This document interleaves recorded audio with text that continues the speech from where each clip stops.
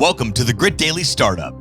I'm your host, Sebastian Rusk, and this is a podcast about what goes on behind the scenes at startups. The good, the bad, and the gritty. Let's dive in.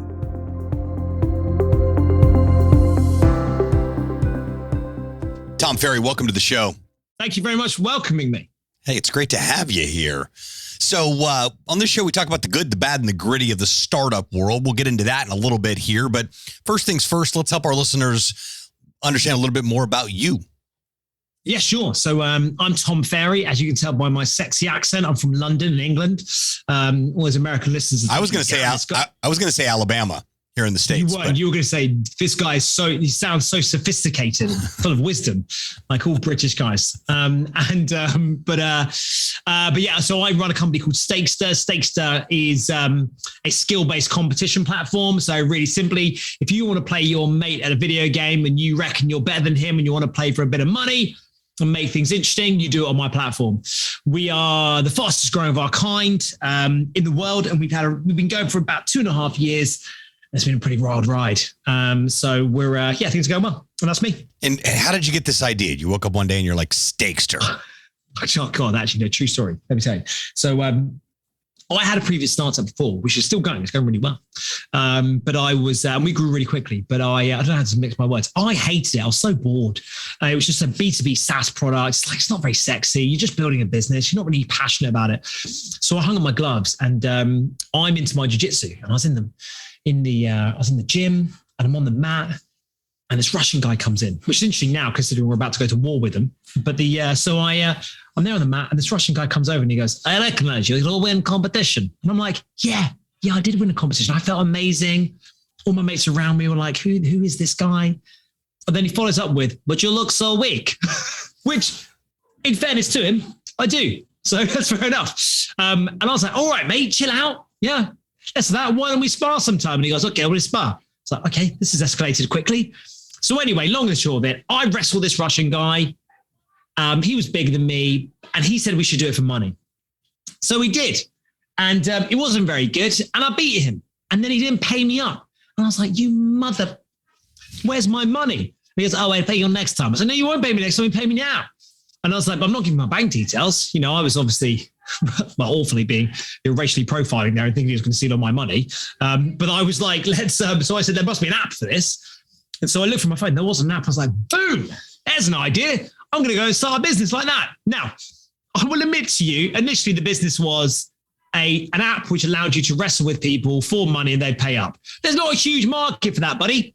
So it quickly progressed into being for gaming. And that's where we did. We just grew from there. And it's been rough, like everything, but it's been amazing. We're very lucky.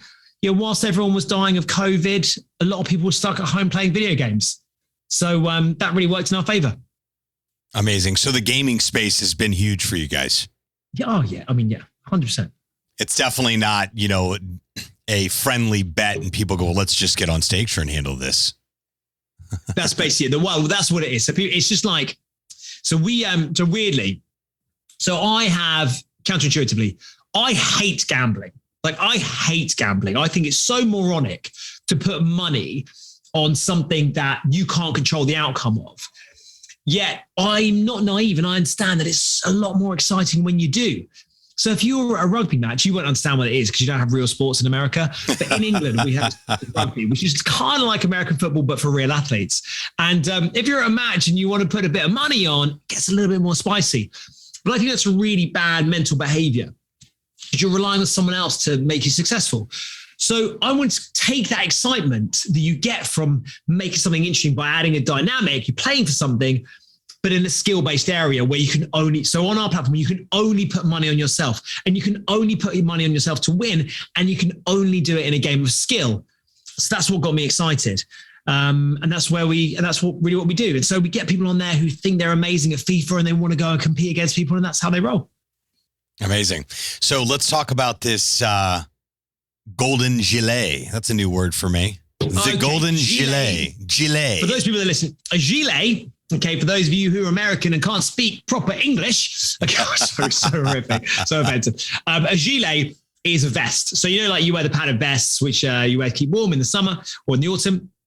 That's what a gilet is. It comes from the French word for vest.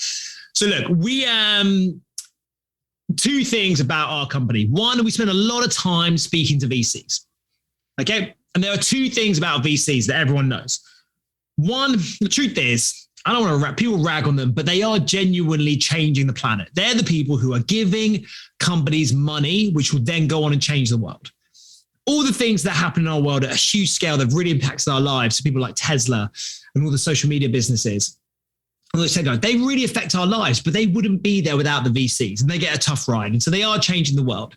But because of that, they're also incredibly socially conscious, because they realize that if we don't have a world to live in, all their work is pointless. Okay. So they do care about the environment. The second thing is they live in a dog-eat-dog world, buddy. The only thing that matters is if you win. That's it. Like when you're competing for a deal, you have to win. You're constantly competing with everyone all the time. So we're a bit like, how do we marry those two things up? Because we have an audience at Stakester whereby everyone's competitive. A lot of people there, they're really socially conscious. Our gamers talk a lot about how can we give money to charity.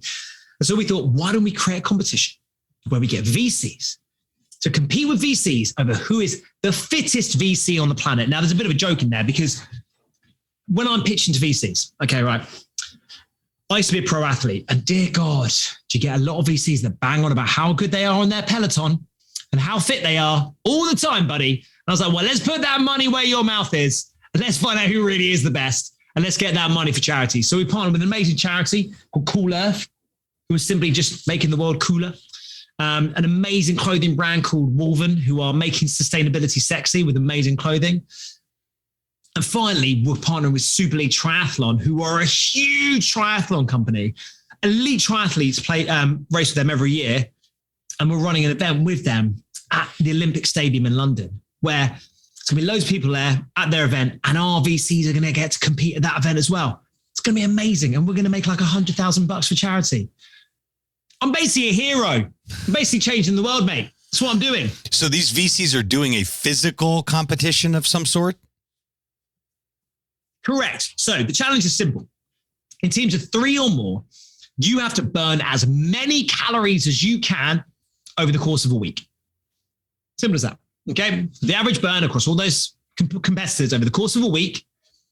And then first round, winners go through to the second round, and the second round winners go through to the final. Simple as that.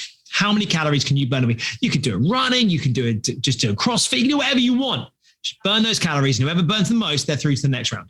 Also, we partnered with a company called Tree Points, who amazingly are planting trees for every so many calories that are burnt. We're going to make a rainforest. I love it. And how's the interest been around this idea so far? I mean, is there a lot of hype around this whole? Because when I think burning calories, I mean, I get excited to give back. I get excited to be part of something that actually matters. When it comes to burning calories, well, I don't know that I'm that excited. I fight through every Peloton ride. You still do it, right? That's the main thing. You're still burning those calories. And so if you're burning those calories, then you can help contribute to climate change. This is it. And if you're listening to this, you're like, wait a second, I'm a VC. I want to lose. I can burn I'm competitive. Well, you're going to be able to check out Golden Gilet. Gilet.com. Gilet. So Gilet. GoldenGilet.com. Okay. That's going to be in the show notes. Oh my God. Yeah. Like it's gone mad. So we announced this. This is the first show that I've done, but we announced it about a week ago. And we've had to increase the number of spaces we've got already. Yeah. There you go. I was like, gee, these guys, these VCs, they love to compete. Sure. And the reason it's called Golden Gilet, it's a bit of a tongue-in-cheek thing, really, because as you know, VCs are famous for wearing the Patagonia vest, aren't they? That's what you look at a VCs wearing a Patagonia vest. That's what they wear, right? And they've got a Fitbit on or an Apple Watch. That's their classic thing. So we were like, let's make the Golden Gilet, the ultimate Patagonia vest for them to wear. And that's what they're competing for. There's only one of its kind. Well, there's 2. There's a male and a female one. Yep. Amazing. So that's the grand prize? That's the grand prize. The grand prize is the Golden Gilet. There's only ever going to be one. I had no idea that VCs dressed a specific way. I mean, I guess we learn something new every day. And you've learned that. So you've been doing this for a couple of years now. And with Stakester, as with any startup, and you had a startup before, you still got it. You said it's going really, really well. It's always the good, the bad, and the gritty aspect of the startup world on here. What were some of the challenges you experienced when you first started Stakester? Good question. Okay, so I think, look, I become more philosophical the longer I go on in business. And I realize more and more that ultimately 99% of your success has nothing to do with your market, has nothing to do with your product, has nothing to do with your idea. It's just the team. Like if you have an amazing, it's like, so they say, if the sex is good in a relationship, it's 1% of a relationship. If the sex is bad, it's 99% of a relationship. And it's the same with your team. Like if your team are good, yeah, everything becomes easier. If your team are bad, everything's impossible. And so that's really what it comes down to. The hard thing is just, if you are a CEO and you run your business, your biggest problem should always be, how are you getting the best out of your team? And if that's not what you're worrying about more than anything else, you're worrying about the wrong things. Yes, there are things that are hard, like that constant balance of financials, of being like, if you've got more than 6 months runway, you're not spending money fast enough.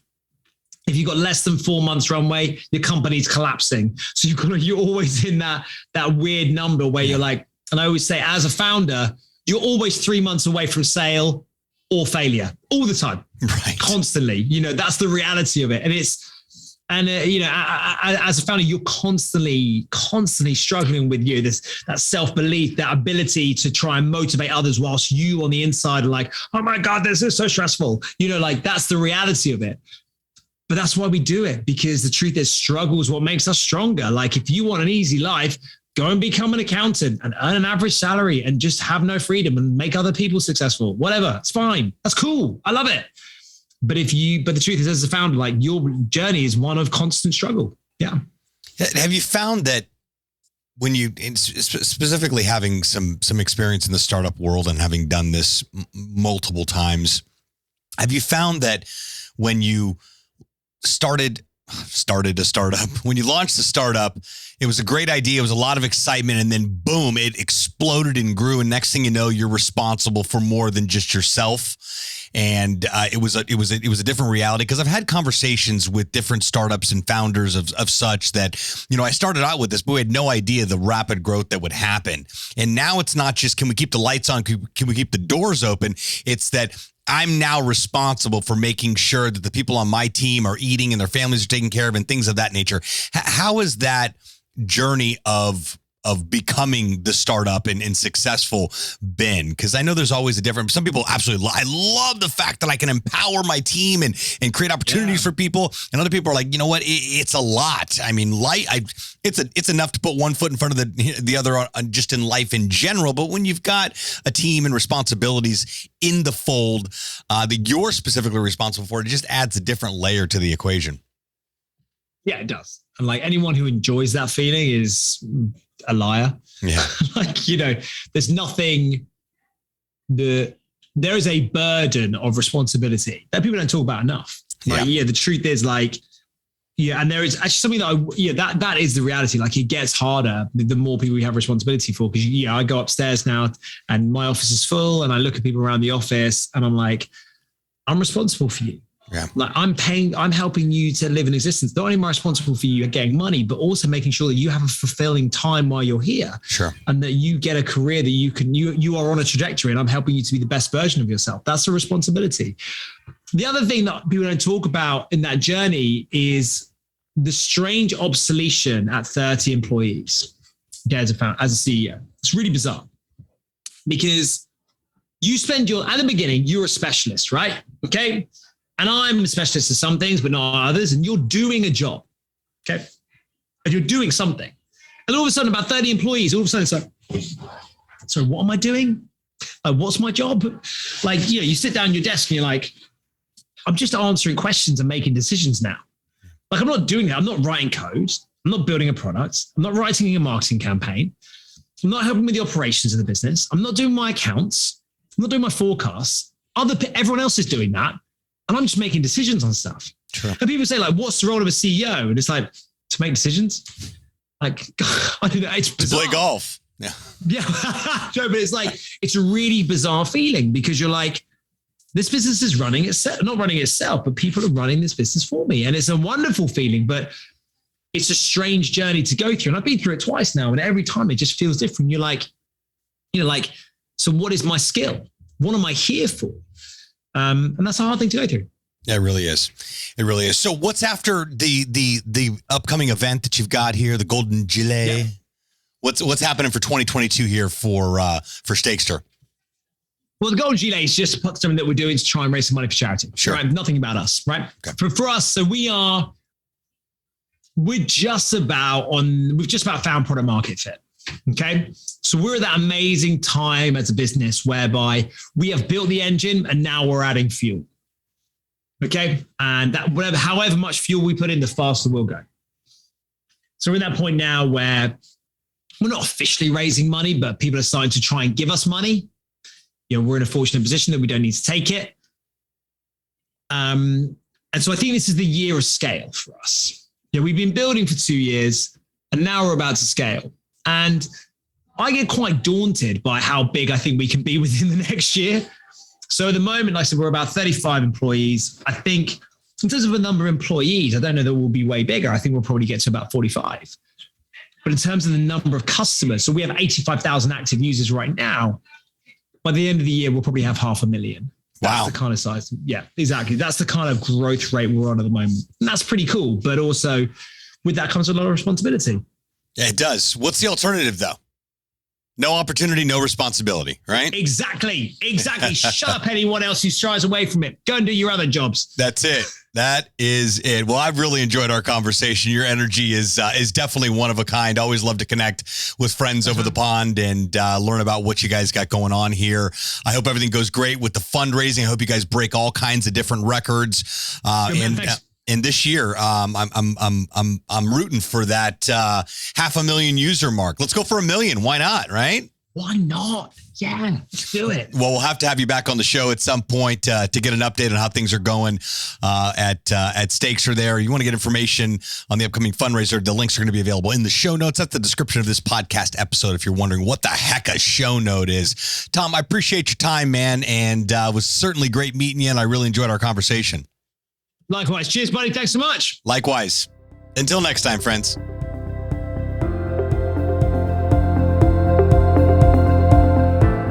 Thanks so much for tuning into this episode of Grit Daily Startup. If you haven't done so already, make sure you're subscribed to the show wherever you consume podcasts. This way you'll get updates as new episodes become available. This podcast is brought to you by gritdaily.com, the premier startup news hub. More information at gritdaily.com. Once again, I'm your host, Sebastian Rusk. Until next time, friends.